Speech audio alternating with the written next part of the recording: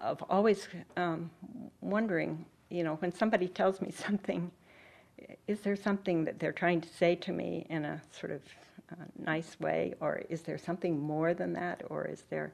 you begin to learn that there's a whole other language beneath the surface language, and the longer you're there, the more you can interpret it better, but it takes an awful lot of time to... And I don't pretend to be totally good at it.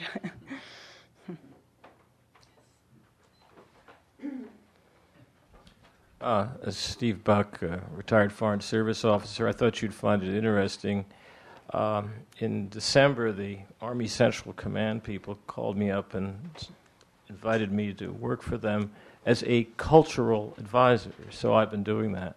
And it's just fascinating to me that they seem to, maybe it's too little too late, but they are at least aware of the cultural dimension.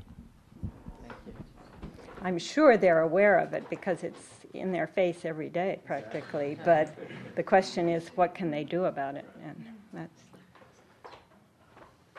that's... My name's Dorothy Marshak. I'm wondering if you think the idea of universal human rights is a Western kind of thing, and if you see any conflict of that with Arabic cultures, particularly Sharia. Mm-hmm. Yeah, that's a very, very good question. I don't think anybody would say in the Middle East that they don't believe in human rights. But I think that it takes a lower priority than obligations. And I've often heard people say that, in a constitution there should be what the obligations of a citizen are. And they put those up front before they put the rights up front. Rights are something that as far as Muslims are concerned, are really seen as not a problem, because if you do your duties to others, they get their rights. And there is in Arabic a way of saying, I have a right for this or right for that. But I often see, in my experience, obligations and duties were far outweighing rights. And you'll find that in the, what is it called, the CEDAW, the Human Rights, the Convention for Against the Abuse of Women, or something like this. Almost all the countries have signed it, but they almost always with limitations. In other words, the rights should be limited by, as long as they don't contradict anything Islamic. They always put that clause in. And Sharia is, as you note, the problem where there is not equality. You can say it's equitable because it's fair given what the roles of men and women are. Men must support women, for example.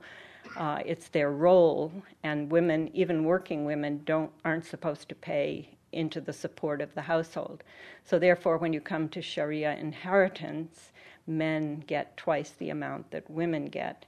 And this is considered a right, because you should, their role is to support women, so they need more money than the women need. So, Sharia is really based on the idea of the fabric of the family and making sure that the roles in the family, people are able to fulfill their roles as they see them, or as they're obliged to fulfill them.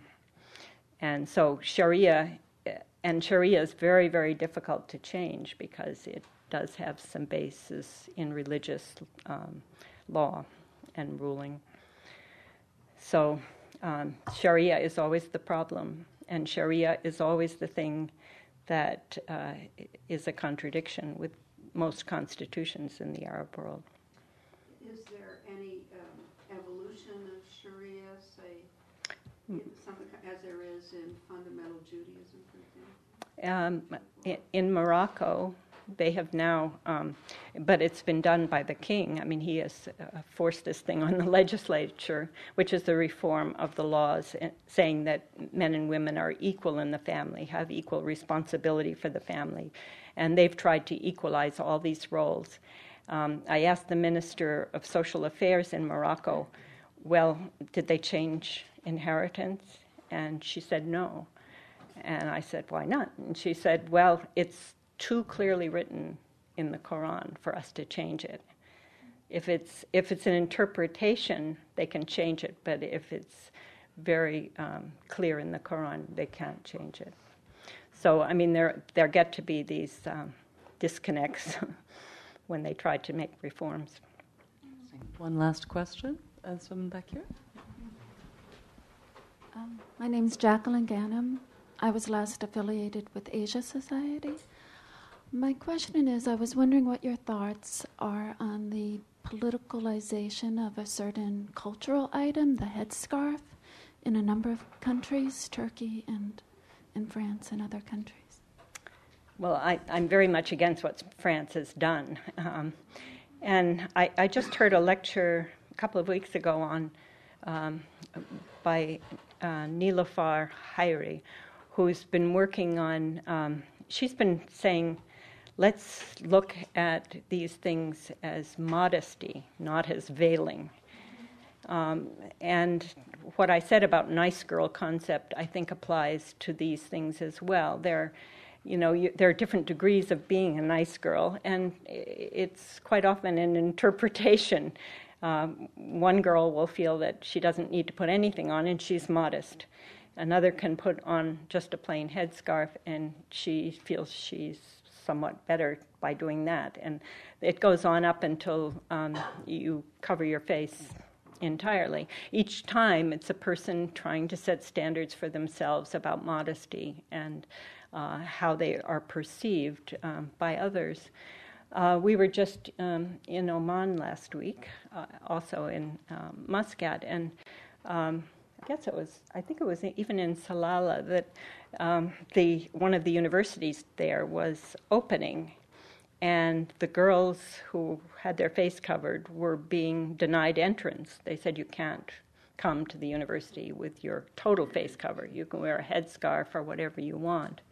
But it had practical implications. I mean, who takes the exam?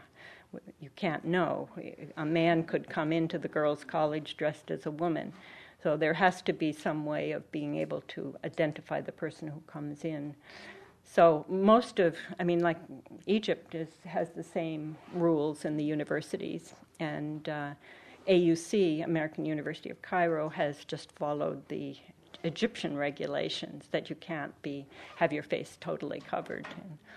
But to deny any kind of religious symbolism is to really get into a quagmire, because there's so many things you'd have to deny. Well, thank you, everybody, for joining us today. Thank you, Andrea.